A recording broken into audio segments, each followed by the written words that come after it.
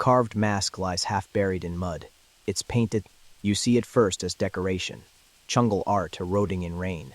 But locals glance away quickly, refusing the moment when curiosity becomes something dangerous. They say the mask belongs to nobody now, that whoever carved it crossed a boundary only once, and the forest refused, forgetting their mistake.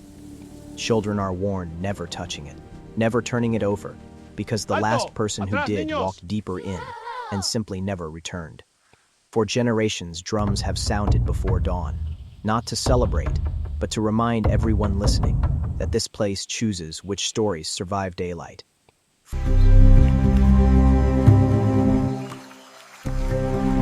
Fresh footprints appear overnight along the riverbank, perfectly spaced, human in shape, leading into dense forest before vanishing, erased as if walking into another world. Researchers photograph them, measure depth and size, layering theories, yet the trail always ends in smooth, untouched soil, like a page deliberately left blank. Locals scan the prints once and look at the trees instead, quietly telling outsiders that sometimes the forest returns people, and sometimes it simply does not. One elder describes the moment when he followed such tracks alone, feeling watched, then noticing his own footprints disappearing behind him as he walked forward. He turned back immediately, understanding the last warning was not spoken language, but the silent erasing of his path home, a boundary never tested again.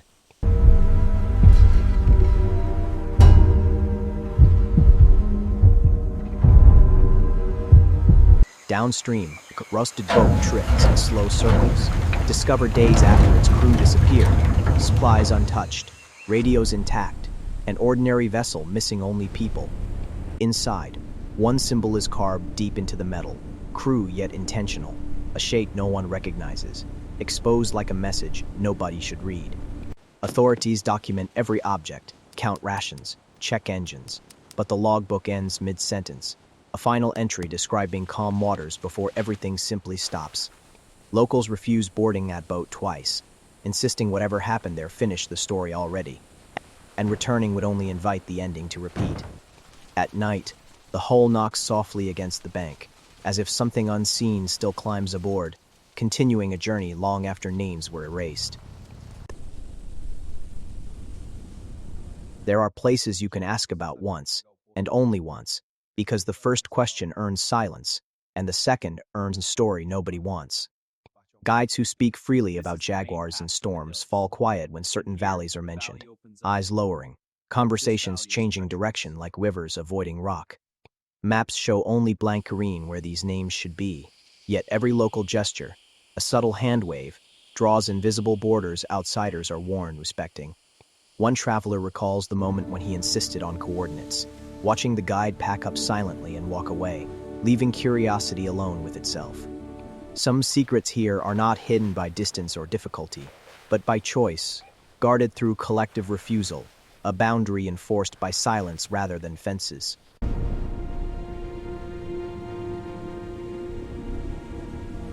There was once a village marked clearly on maps, a name spoken easily, traders passing through, stories shared, until it suddenly vanished from every document. Roads leading there overgrew, paths faded, yet satellite images still show fires burning at night, small circles of light shining where no village officially exists. Officials label it data error, reflection, artifact, confident explanations, but locals watch those same images and say nothing, as if acknowledging survivors would endanger them. Rumors whisper the last residents chose disappearing over surrendering, stepping outside recorded history before anyone could write their reasons down in someone else's language. From the river, some claim they still see silhouettes beside distant flames, ordinary human movements that history quietly decided not including in its memory. Beyond marked trails, past signs warning trespassers, uncontacted tribes stand in shadows, arrows lifted not in chaos but as deliberate lines drawn between worlds. Their decision is older than nations, a choice repeated every time a stranger appears, distance instead of dialogue, sovereignty instead of explanation, presence without contact. Anthropologists debate ethics and access, but these communities have already answered, speaking who absence, refusing cameras, understanding the moment when observation becomes extraction. Each arrow released is not random threat, but message. This boundary is final. This life is chosen. This forest is not an exhibit for outsiders. They live without microphones or headlines, yet their silence shapes global maps, entire regions, marked not by ignorance but by respect it demanded.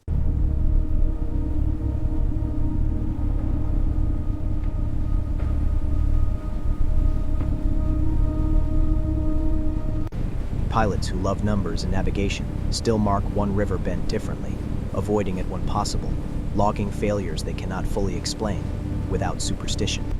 Instruments flicker there, compasses drift, radios crackle into static, minutes stretching strangely, the moment when routine flight feels like crossing into someone else's rules. Reports describe clear weather, stable engines, yet an intangible pressure in the cabin, passengers feeling washed, as if the forest lifts its gaze skyward. Some aviators speak of that bend softly in bars, admitting they would rather reroute than gamble against a place that repeatedly proves technology is not always king.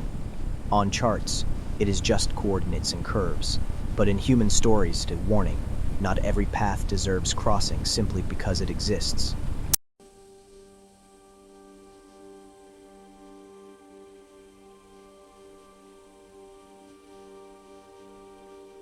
At night, beneath the canopy, lights move in patterns that refuse simple labels, not fireflies, not reflections, responding to footsteps like question marks in motion.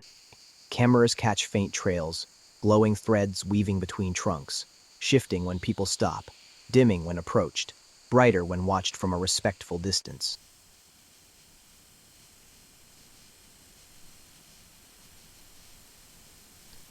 Some think of rare insects, unknown bioluminescent fungi.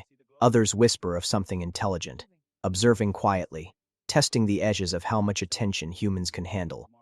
A researcher once froze mid-step, realizing the lights were forming a ring around him, opening only in the direction leading back toward camp safety. He returned shaken, convinced the forest had intervened gently, guiding him away, not with words or signs, but with an arrangement of living light. A search team who believed in procedure and rationality set out for a missing colleague, confident distance and time could be solved with effort. Days later, they found him standing, alive, uninjured, staring past them, his eyes unfocused, as if watching something still happening beyond visible space.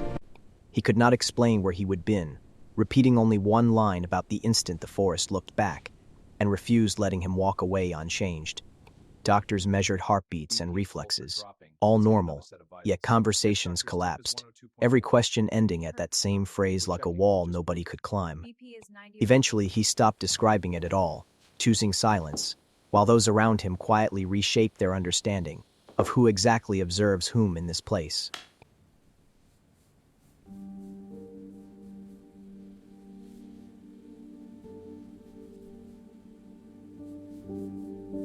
A child once wandered beyond the tree line, disappearing for days, found later sitting calmly unharmed, eyes clear, holding a story nobody could seem to access.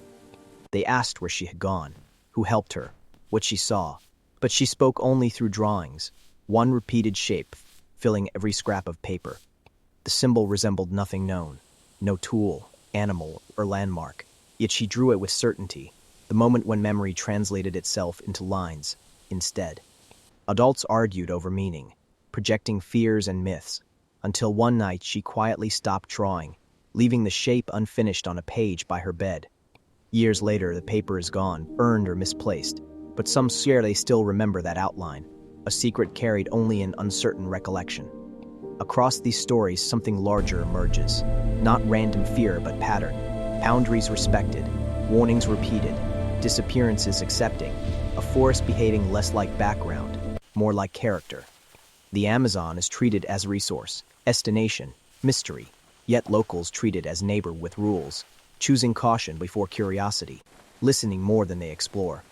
We arrive with drones and data sheets, expecting answers, yet leave with questions, realizing the jungle exposes only what aligns with its own survival. 10 secrets are not puzzles waiting solved, but decisions repeatedly made. Some knowledge stays local, some stories remain unwritten, some places never become tourist videos. So the question lingers after the credits end. In a world obsessed with knowing everything, what exactly are we risking when nothing is left unknowable?